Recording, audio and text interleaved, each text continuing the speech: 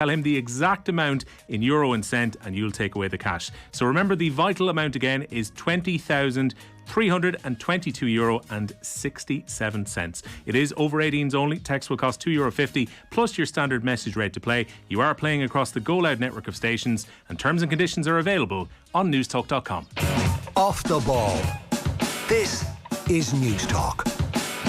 Now, before we get into the football show, the Koi Gig podcast is back in full flow. Kathleen McNamee and Karen Duggan were joined by Alana Cullen this week after the demise of Galway WFC. There's lots to talk about, not least the rumours that the game in Ireland will be going semi-pro, potentially as early as next season. For him to pull Galway out of contention and then just kind of randomly drop and be like, oh, by the way, I think the league is going semi-pro next year. It's not even saying that, down the line there's a feeling of it's very definitive for someone to say without any official reasoning. Yeah, no official reasoning. And also he's saying it in a way that's saying, oh, it's a barrier. We are driving with the women's game. We want the league to go semi-professional. We want it to go in that direction. So yes, clubs need to change, and yes, there's going to have to be a lot of work put in to get us to a structured level where players are on contracts and are being looked after in a certain way, and it'll be tiered and it'll be a lot more paperwork and it'll be a lot of effort, but in the long run it's a really good thing. So if you have the opportunity where you have an established club with really good underage structures and really good senior team as well, really, really good players, and you're still churning out these players, and there's an opportunity to bring them forward and find a way to help them through. I think that should be the angle they would have taken, saying, okay, we've brought them as far as we can. Now we want this team to go semi-professional, so hopefully someone can come in and help. But it was I just didn't get that kind of, maybe I just didn't feel like that was the way it was delivered. And maybe that's not on purpose, but it just didn't feel to me like that was how it was. That was Kathleen McNamee and Karen Duggan on this week's episode of the Koi Gig Pod. The Koi Gig Pod on OTB Sports is in association with Cadbury FC. They are the official snack partner to the Republic of Ireland's women's national team. Right, time for the football show. The Football Show on Off the Ball. With Sky. Watch every live Premier League game this season on Sky Sports, BT Sport and Premier Sports. I'm prepared to do anything I can to play for my country again. Do it then. What about your start to the game? It wasn't bad, was it? Why should an honest answer be a mistake? How can a modern day manager not have a mobile phone? Why should he? Second half just getting underway in tonight's action in the Champions League. It has been a night of few goals so far. It is 1-0 between Maccabi Haifa and Paris Saint-Germain. Maccabi Haifa becoming the 39th team that Leo Messi has scored against in the Champions League. One apiece also between Juventus and Benfica a few minutes into the second half. No goals as yet between Man City and Dortmund, or in the game at Ibrox between Rangers and Napoli. It is also 0-0 between the defending champions Real Madrid and RB Leipzig, as is the game between FC Copenhagen and Sevilla. But the first goal for Chelsea under their new manager Graham Potter has been scored by Raheem Sterling. He's just scored 2 minutes into the second half. Chelsea lead against RB Salzburg by 1-0 at Stamford Bridge. So we'll keep an eye on all those scores as we go along, but we're also taking a look back on last night's games, including Liverpool just squeaking past Ajax in the end at Anfield, winning in the end by 2-1. A very, very late goal from Joel Matip, securing a win for Jurgen Klopp's side, who now go away for a few weeks because their game against Chelsea not set to be played this weekend, and the international break is fast approaching. Delighted to say that Harriet Prior of the Anfield Wrap is with us. Harriet, how are you getting on? Hi, good, thank you. Thanks for having me on. Looking at Liverpool, this has been a sketchy few weeks form-wise. Jurgen Klopp was saying afterwards it wasn't the best of performances last night against Ajax. But ultimately, after the defeat in Naples on the opening weekend in the Champions League, the most important thing for Liverpool was to get a result last night. I don't think it could have got much worse, could it, after the Napoli performance? I think when we watched that as fans, but also when the players were forced to reflect on it and themselves, as Jurgen Klopp said that he made them all do, sit down and watch it all back. I don't think they'd have been impressed at all with their performance. So really last night, on top of the result, we were looking for a step up in performance, and we were looking to see an improved side. And Klopp spoke last week after the Napoli game about a reinvention and about going back to basics. And I think that's what we saw last night. So yes, there's definitely still areas of improvement, that what I saw last night was a much better side, one that was working as a unit. They looked like a more cohesion amongst the squad, and they were all working really hard for each other. That intensity, that aggression, and that side of the game was really returning last night. And ultimately, we got the 3 points, which puts us in a much healthier position in that Champions League group table as well. Yeah, Jurgen Klopp said after the game, he said the high press was good, the midfield press was improved. We could have been better in different moments, but generally we felt the performance was pretty good. Is that a decent summary of the performance last night? Yeah, absolutely. I think it is. We were dominant actually throughout the whole game, and I think you can see that with our shots on target and the amount of shots we have at over 20 to their 3 during the game. I think it was a really dominant attacking performance, and I thought defensively we looked much more assured as well. I think in the previous games this season, there's been a lot of gaps in that defence, and whenever the other team gets the ball, it feels like they've got a chance almost instantly. And last night we saw us tracking back a lot more, going into tackles more, winning those ground duels and aerial duels as well. With Matip back in last night was a really key part of that. So definitely an improved performance across all areas of the pitch. And yes, we did still concede a goal, so there will still be more room for improvement and working out what went wrong in that area. But yeah, definitely, like Klopp mentioned, a better defensive performance and also a lot more control in midfield. Putting focus onto the centre of that defence, are we starting to see how important Joel Matip was in his absence? Because I think back to the game at Old Trafford where Joe Gomez didn't have the best of nights, and a few times in recent weeks Virgil van Dijk has not looked at his absolute best, but Joel Matip seems to complement his style of play perfectly. It seems to me that Matip is actually pretty key to this Liverpool team. Absolutely. I think Gomez has had a really difficult few games. So it was key that someone else was able to come in and step in, and Matip is exactly that person. And I think there's 2 different sides to his game that are so important to Liverpool. And one is those defensive duties and the sense of experience and calmness that he brings to that defence alongside Virgil van Dijk. Their partnership is really just so solid. And then also that attacking flair that he has as well. He was the goal scorer. He got the winning goal last night, but also the way he gets the ball, has a quick look up to see if anything's on, and if not, he takes it himself and runs forward and drives forward with the ball. And that's the side of his game I absolutely love. So definitely a key figure, and one that hopefully we can keep fit for the remainder of the season. The debate will go on about Trent Alexander-Arnold and his defensive frailties and issues in that position. What have you made of how he's performed so far this season? Yeah, I don't think it would have been up to his standards, if I'm honest. I think he'll have set higher standards for himself, and I don't think he'll be particularly impressed with the way he's performed in some games this season, but it was much better for me last night. I think it would have been easy for him last night to really adopt a defensive role and to not, bring those attacking sides to his game that we know he loves so much and that he's so good at, but he didn't. Last night he was making sure that he was tracking back and defensively working really hard, but also drifting into that midfield area and pushing really high up the pitch, which is the elements of his game that he's absolutely perfect at. I think it is those defensive duties he does get criticised for, but hopefully last night he will have silenced a few of those doubters. But yeah, it's definitely not been the best start to the season for him, and also for a lot of the core players in that Liverpool side, so definitely need a big step up after the international break as well. A lot of the success of Jurgen Klopp's Liverpool sides have been built around Robertson going forward on one side and Trent going forward on the other side, and pushing teams back and whipping in balls from the 2 fullbacks. It's so key to how they attack. Do we ever realistically get to a point where Trent Alexander-Arnold could potentially play in midfield? I don't know. I don't think for Liverpool at the moment it would be a feasible option or the best option for how we play. And I think he also gets so much freedom in that position that he's in at the moment that he probably gets even more freedom than if he was playing in that midfield position. We've sort of seen that with Harvey Elliott. He hasn't been able to be as creative as Trent has on that right hand side. So I don't think at the moment we're going to see him pushed into midfield. It's not something I personally would like to see. I think he's just reinvented that position, that fullback position, alongside Robertson. So I definitely keep him there. But I think whether the player wants to try it out is a different question. And maybe he'll get that chance internationally before he does at Liverpool. It remains to be seen.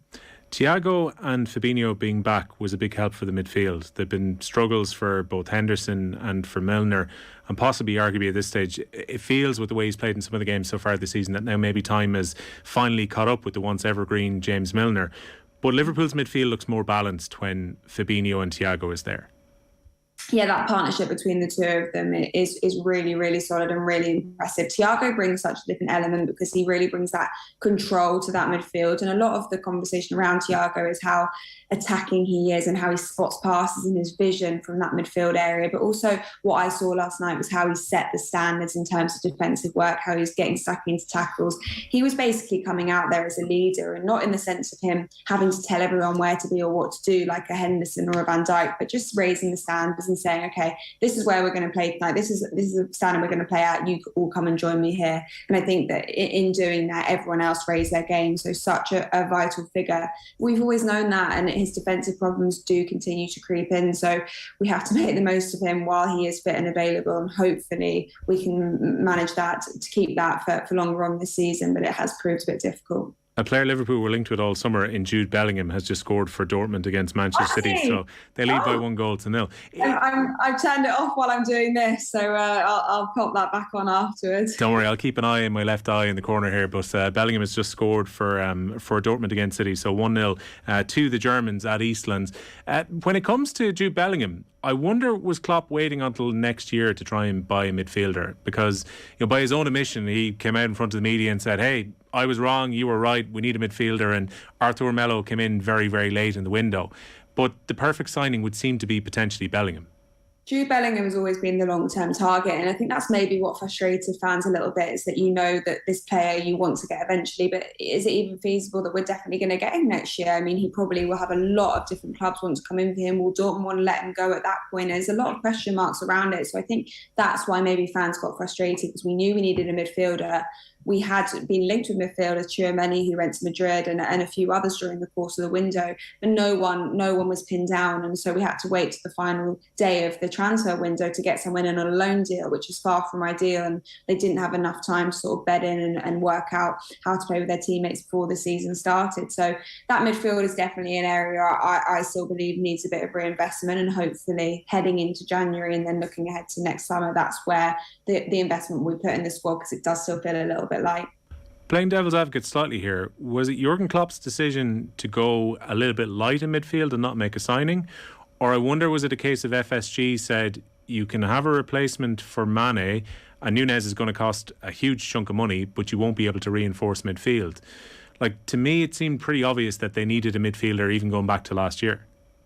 I think Klopp felt differently at the beginning of the sort of summer training. I think he felt that they had a lot of readily available midfielders already in the squad, and he touched on that in a lot of his press conferences. He said, look, we've got Thiago, Fabinho, Henderson, Milner, Oxlade-Chamberlain, Naby Keita, Harvey Elliott, Curtis Jones. You're adding all these names up, and he's like, why is everyone telling me I need a midfielder? I've got 9 or 8 first team midfielders I'd be happy to play, but we know that there is sort of caveats to most of those players in terms of injuries, in terms of form, in terms of their age profile. So I think Klopp genuinely did believe that they didn't need anyone, but then all the injuries started to creep in, and maybe there was a bit of reluctance from FSG to sign someone, and then Klopp came out and said, look, I got it wrong, we do need a midfielder. So it probably worked both ways, I guess, a little bit, but then ultimately FSG did end up bringing in someone on loan, and I think they'll know now that they do need to reinvest. But I don't think there was a frustration from the manager until those sort of final days of the transfer window, when a signing he really wanted and one came in eventually. The big signing was the record signing in Darwin Nunez coming in from Benfica. Probably didn't help that the suspension came at a time when he should have been finding his feet and getting used to his teammates. So it's kind of been a disjointed start for him at the club so far. Is that a fair way of reading it?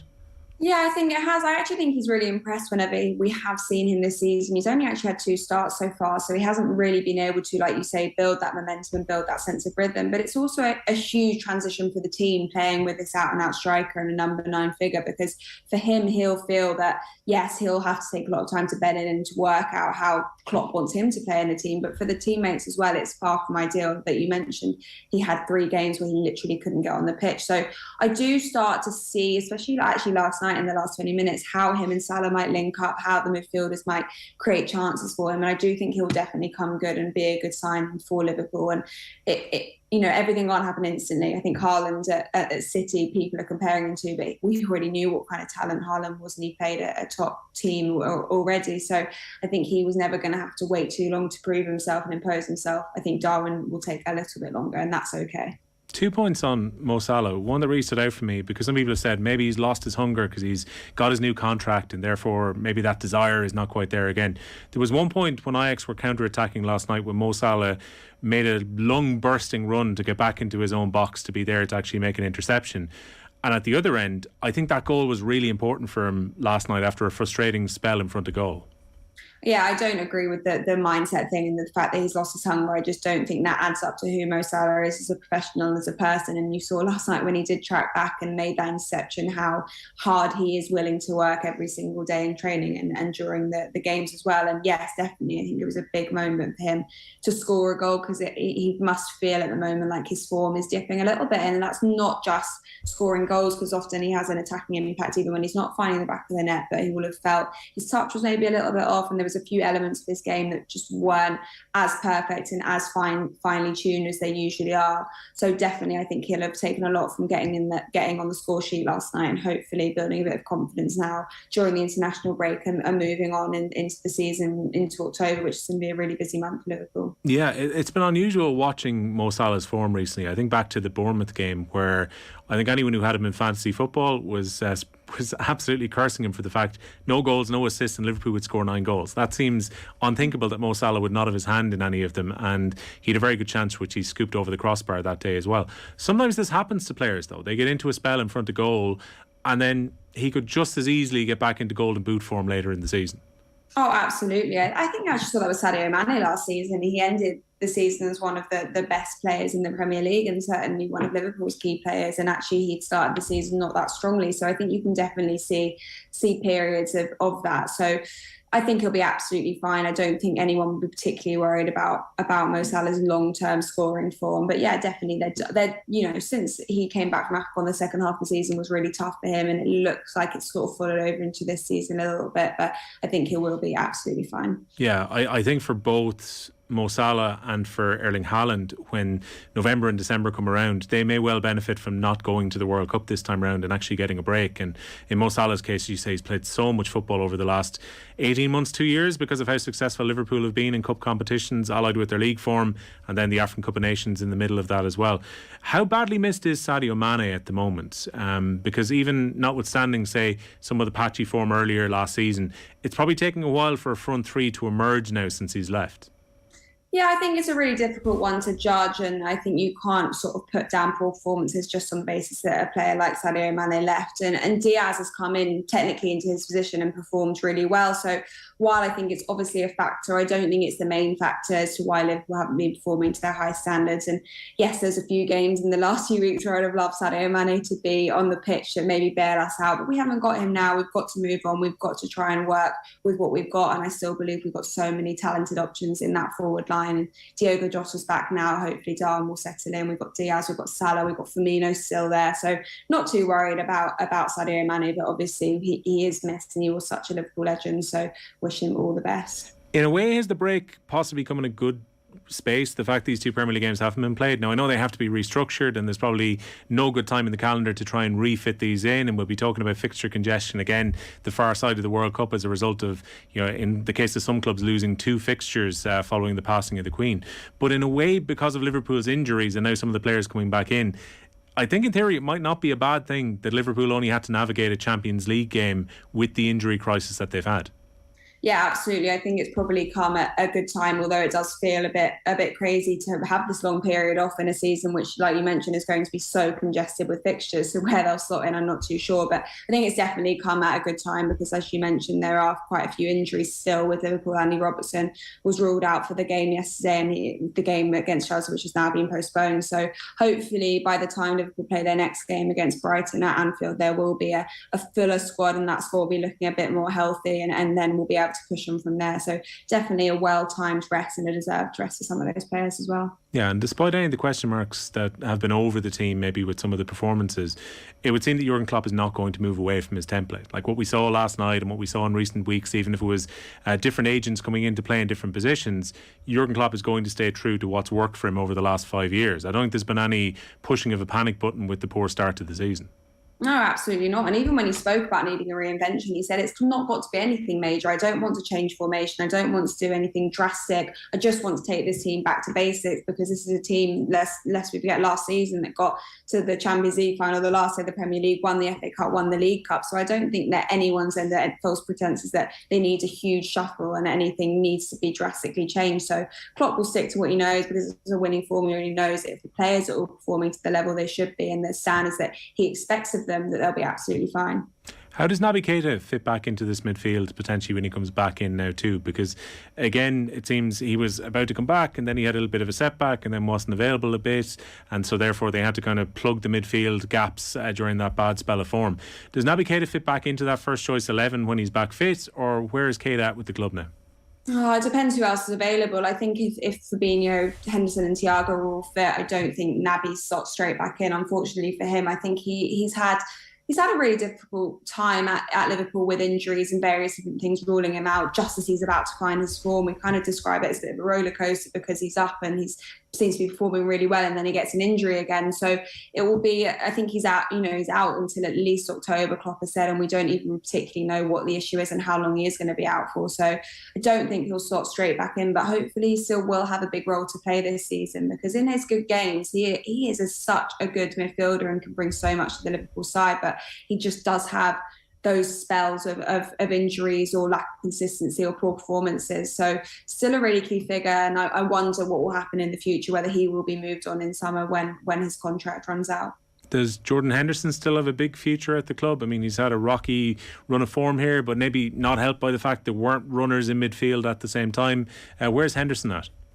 I think he's still 100% part of Klopp's plans, and for the next season, couple of seasons at least. I think he's shown how much he values Jordan Henderson, both as a footballer but also as a leader and a captain, and he's a really key figure in that dressing room. So I absolutely think he still has a role to play, and whenever he is available, he does play the majority of games, and either mostly starting or occasionally off the bench as well. So definitely still think that he's a major part of Klopp's plans, and I think even when he is a bit older and doesn't want to use him as much, like we've seen with Milner, he will still want to keep him around to bring on in those key moments, and just to have as a positive figure in the dressing room as well. Well, Dortmund continue to lead 1-0 in Manchester against City currently. So Harriet, I'll let you back to watch the last 20 minutes or so in normal time. Thank you so much. Thanks a million there to Harriet Prior joining us to talk about Liverpool. The scores in the Champions League then. Chelsea through Raheem Sterling are still 1-0 up against Salzburg. That game taking place at Stamford Bridge. It is 0-0 in Denmark between FC Copenhagen and Sevilla. Benfica have turned the game on its head against Juventus. They were 1-0 down early on, but Neres and João Mario have scored goals for the Portuguese side there, and they lead in Turin by 2-1. It's still one apiece in Israel between Maccabi Haifa and Paris Saint-Germain. Leo Messi with the goal there for PSG. Jude Bellingham has Dortmund leading on the road against Man City by 1-0. Rangers against Napoli is still 0-0.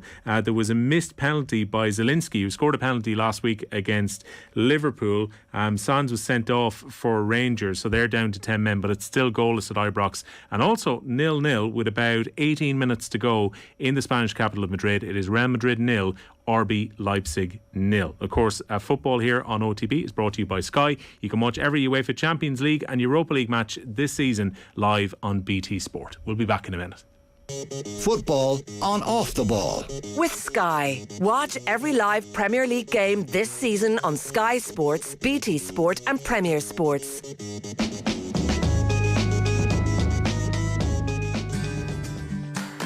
All this week here at News Talk, we're getting into the cars, buses, trains, trams and headphones of pedestrians and cyclists as they go about their commute.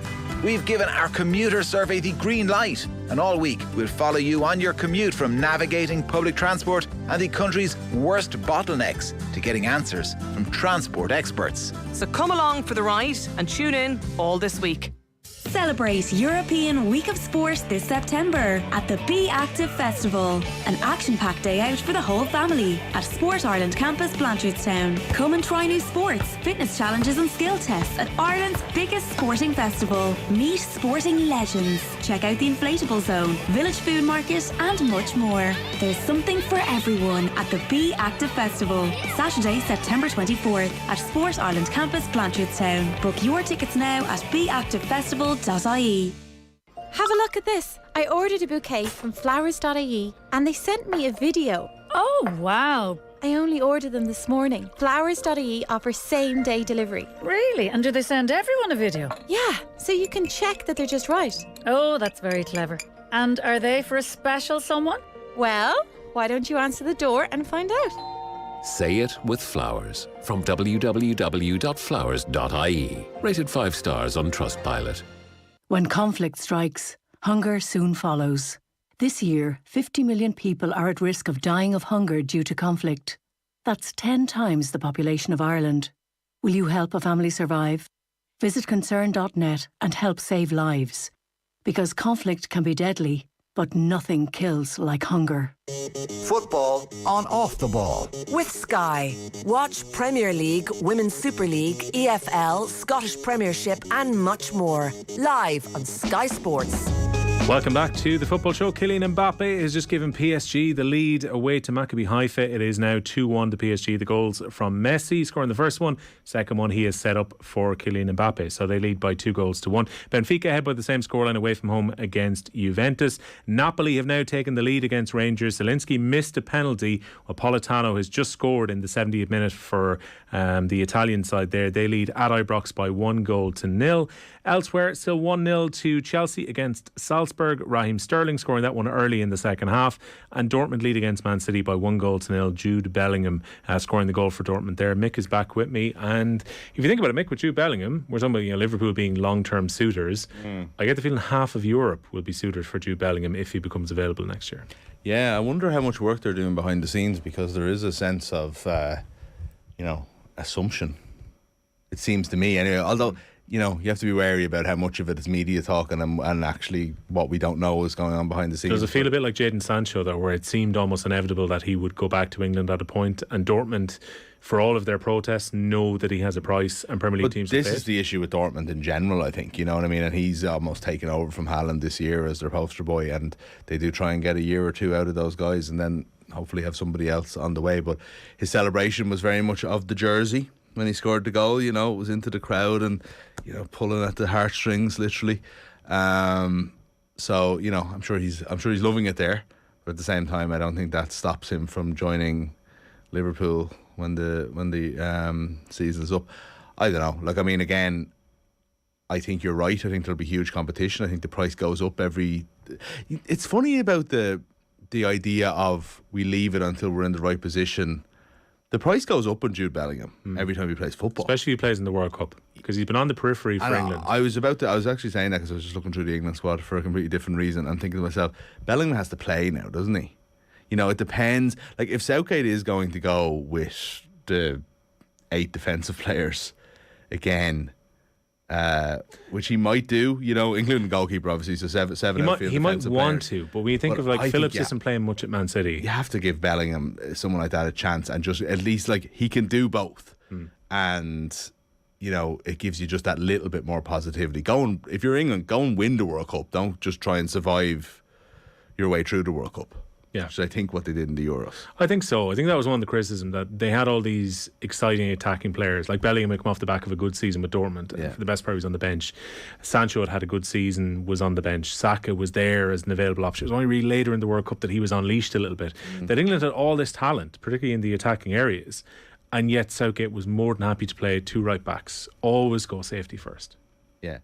2 right backs, and it's 3 at the back plus the 2 defensive midfielders as well. You know what I mean? It's just God. There was just times watching them, you're just going they're literally just leaving it all to. You can beat Denmark. With no respect to Denmark, they should be able to go into the semi-final and win.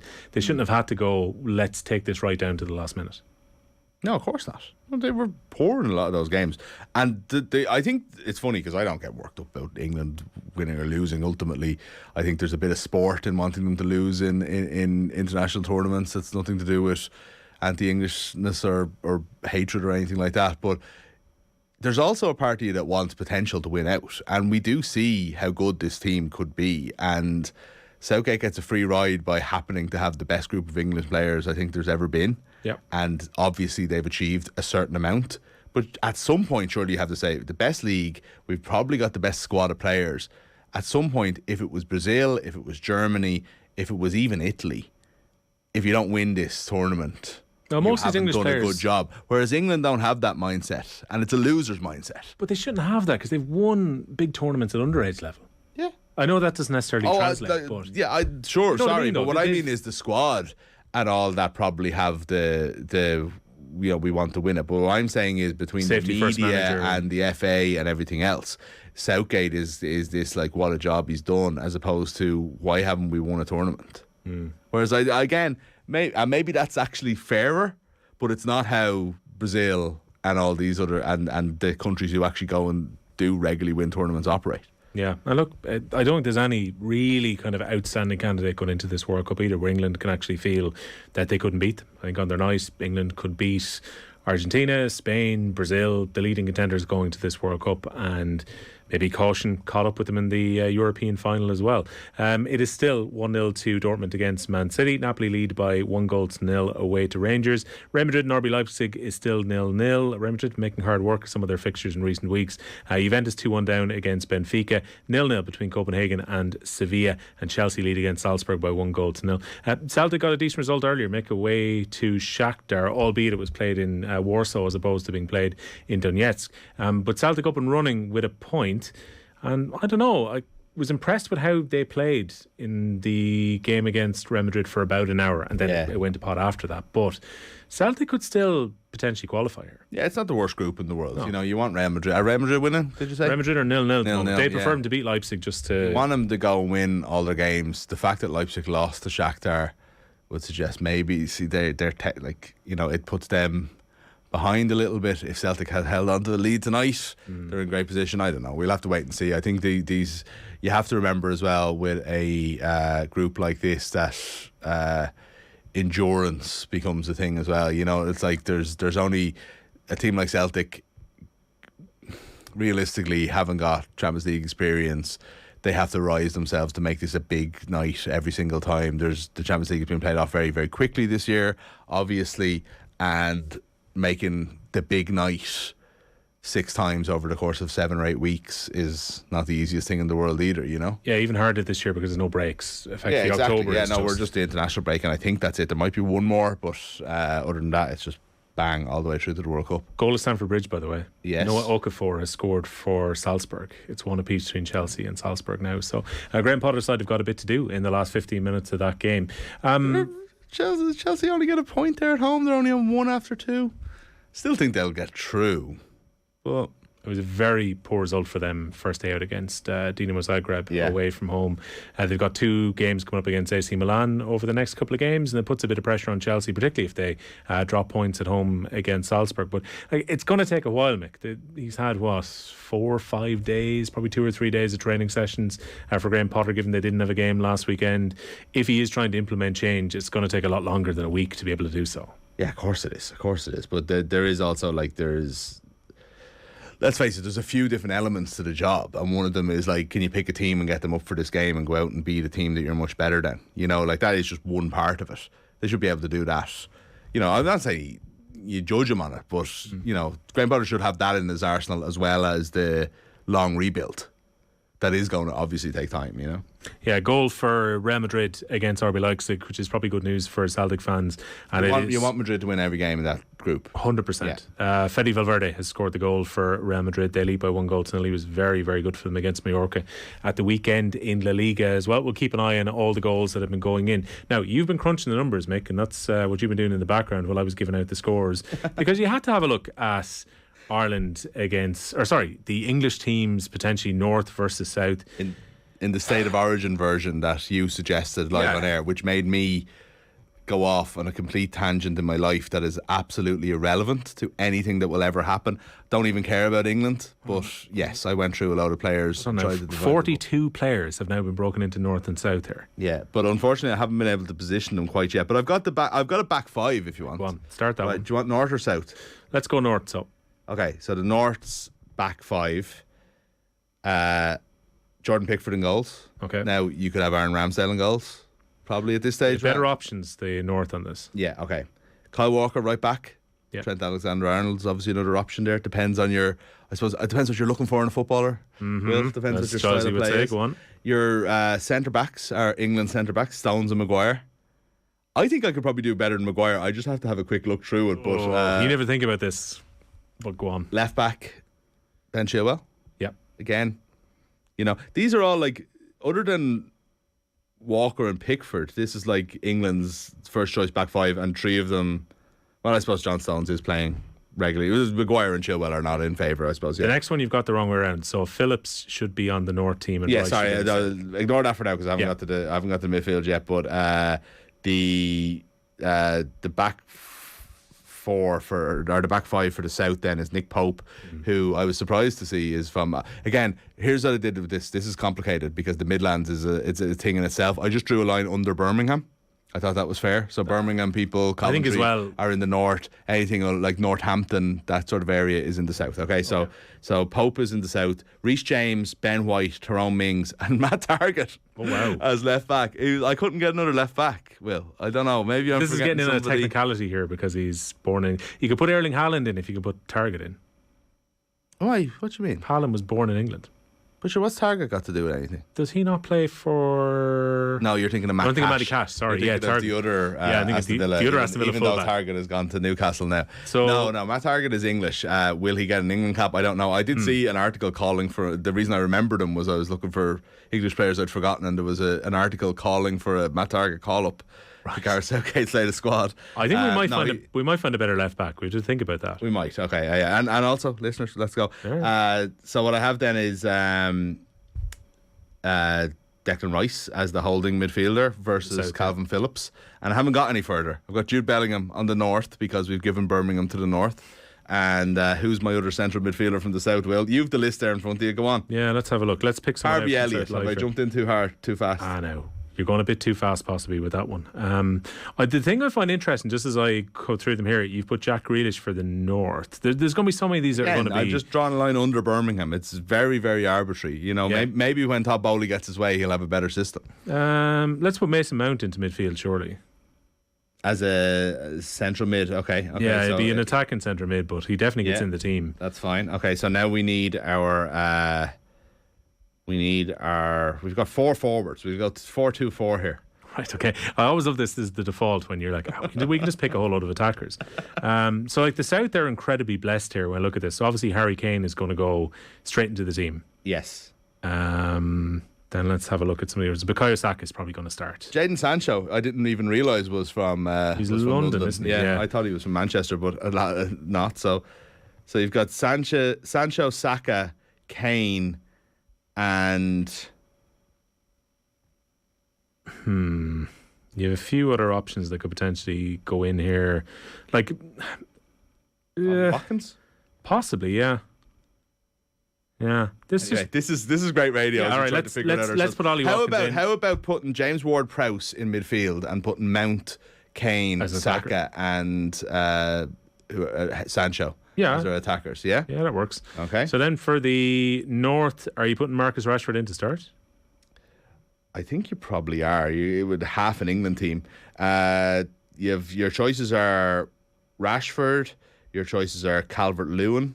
Your choices are Jack Grealish. Right, Calvert-Lewin's not starting. You're definitely going to start Phil Foden either Grealish, as an advanced midfielder. Grealish, Foden, and are in, I think, aren't they? Yeah, I think Rashford and I haven't got anybody else. Yeah, the options aren't as good, obviously, as the set would be where you can put Harry Kane directly into the team. But you could potentially play him through Patrick Bamford. Ooh, Bamford. All right. Yeah? Yeah. Okay, so Bamford finally gets his England run. All it took They're was the teams. I hope someone wrote it down because I didn't. State of the origin for it to actually happen. I don't know. Like that is more interesting than North v South Premier. Now it's very English. It's an England training game, but yeah, I've lost the interest in it because it's nothing to do with us whatsoever. But I'd be interested to do it for Ireland. 2 goals for Dublin City versus the rest. in a 4-minute spell, by the way. John Stones, one of your players in the North team, scoring the first in the 60th minute. And who else would score against Borussia Dortmund to put Man City ahead but Erling Haaland? So Man City lead against Dortmund by 2-1. It is still 1 apiece between Chelsea and Salzburg.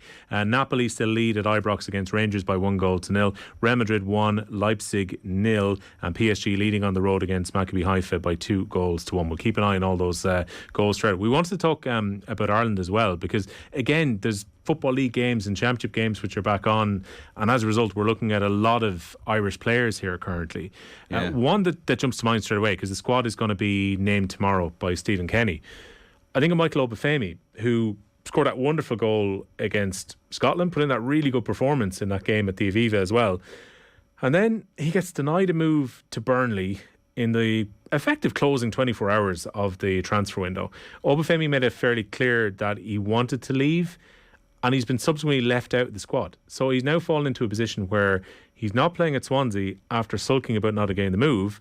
And who might ultimately lose out here? The Republic of Ireland.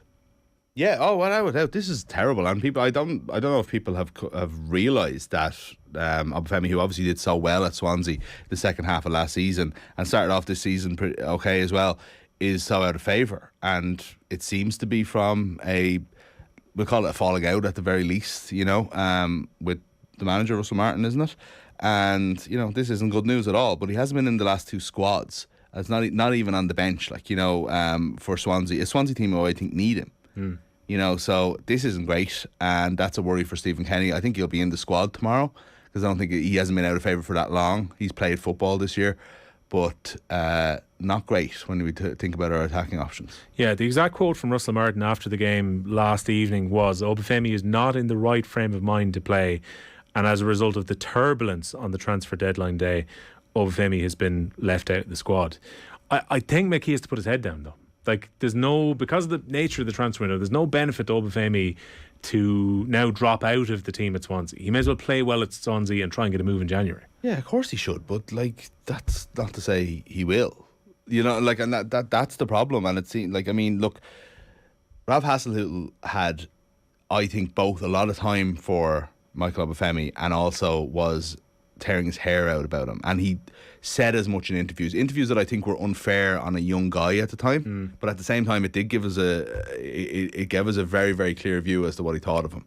And you would hope that these things are coincidental, but it's worrying that another manager is talking like this again. You know what I mean? So pity he didn't get the move and things would have worked out great, but you're 100% right. That's what he has to do, but it's up to him. Yeah, no, I felt like he turned a corner when he got playing with the Republic of Ireland, then picked up that knock and wasn't able to play in the game against Ukraine, the game after that. But it felt like this is a guy coming in. He's got remember the interview and stuff like that, like you did with Nathan and stuff like that. It was just this is one of the most likeable characters that I've ever seen play for Ireland. You know what I mean? And he's just pure, just joy that night, and you're like, this is a guy we're rooting for so much, because there were doubts. Hate to see him getting in his own way like this. There were doubts as well, Mick. Not that he was having issues with his declaration for playing for the Republic of Ireland, but he had dropped himself out of a few international squads. Yeah. And we were kind of wondering, is international football what Obafemi is interested in?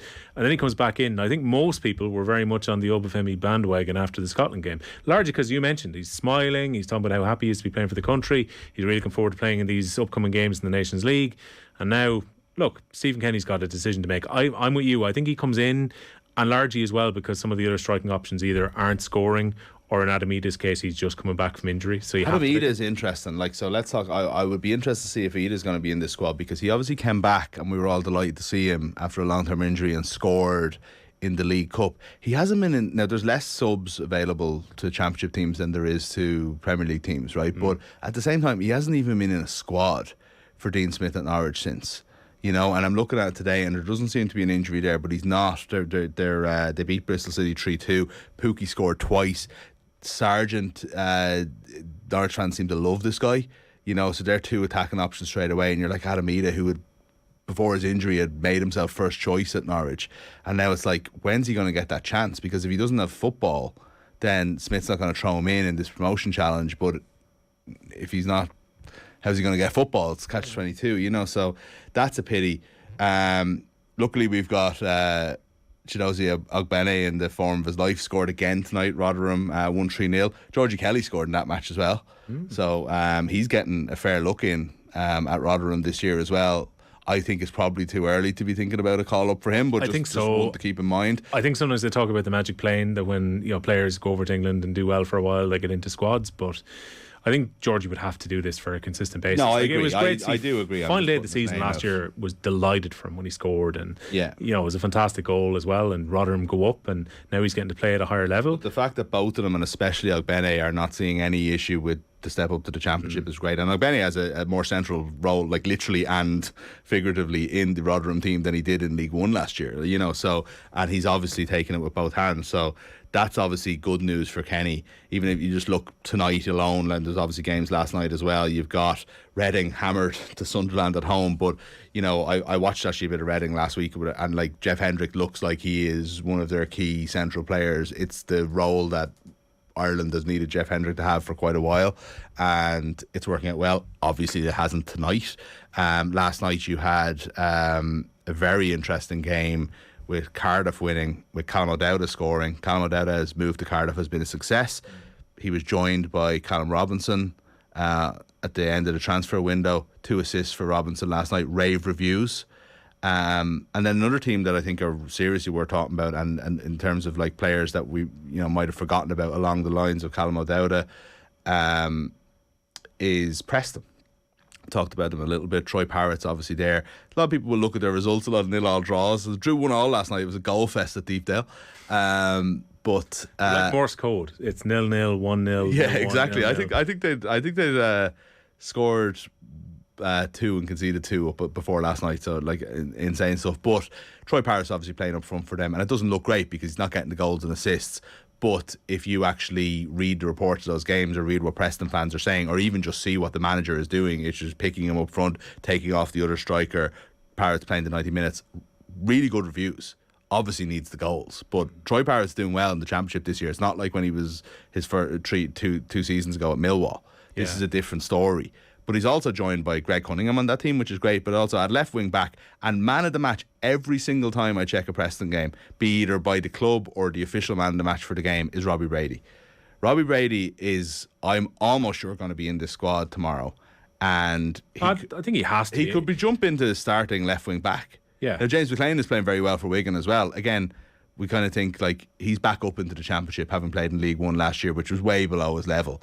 But you know, again, in that, our Premier League situation at the moment has never been worse. It's absolutely shambolic. I think we'll talk about Seamus Coleman in a minute. But 7 players, about 3 of them are playing. Yeah, and is it 2? Is it Collins and Bazunu? Basically, they're the 2 nailed on starters. Yeah, and that's it, right? And we've never had it like that. But at the same time, the Championship situation is more healthy than it was last year. You know, like Josh Cullen is doing really, really well for Burnley. He's like one of their central players. So it's not where we want to be, but in terms of what Kenny is getting in terms of informed players coming into the squad, it's been a lot worse than this.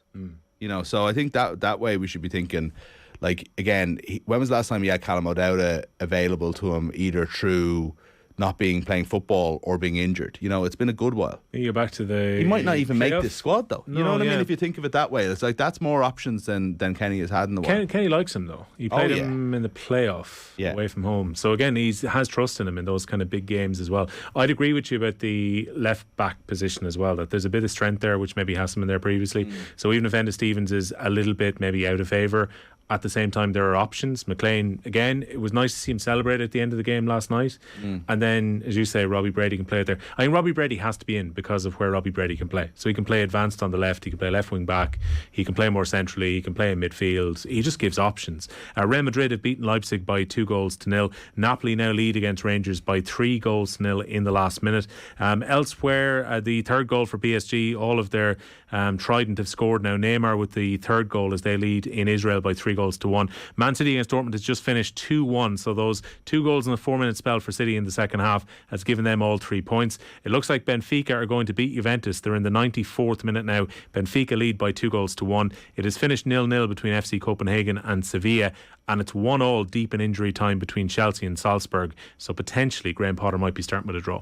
Just before we go, because I know we're out of time, Michael and Kerry has helpfully informed us as to where Adam Ida has disappeared to, and makes up for my ignorance by saying that he's gone for exploratory surgery on his knee because of constant swelling since he's come back from injury. So that's worrying, but it's a few weeks, and you know, I somehow prefer that than Dean Smith just leaving him out of the equation altogether. Yeah, as he gets I think back the to issue fitness. was his meniscus on his knee initially, and I think they were hoping, at least is what Stephen Kenny was saying a few weeks ago, that he'd be able to play through it. And then they decided to have basically a very, very small piece of surgery, which will hopefully get him fully fit further down the track. Yeah.